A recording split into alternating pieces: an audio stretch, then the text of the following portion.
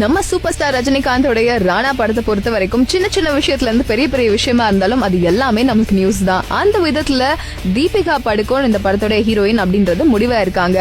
ஆனா முதல் சாய்ஸ் அவங்க கிடையவே கிடையாது. தபங் படத்தோடைய ஹீரோயினா நடிச்ச சோனாக்ஷி சின்ஹா தான் இந்த படத்துல ஹீரோயினா நடிக்கணும், அவங்க தான் ஆப்டா சூட் ஆவாங்க அப்படின்னு சொல்லி KS ரவிக்குமார் மைண்ட்ல இருந்திருக்கு.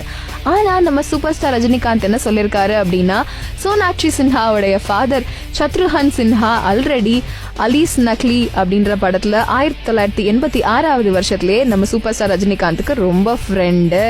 அதனால அவங்க பொண்ணோட சேர்ந்து ரொமான்ஸ் சீன் எல்லாம் நடிக்கிறது அவ்வளோ நல்லா இருக்காது அப்படின்னு சொல்லி எடுத்து சொல்லிருக்காரு. அதுக்கப்புறமா தான் தீபிகா படுகோனை போய் கேட்டிருக்காங்க. அவங்க ஓகே சொல்லிருக்காங்க.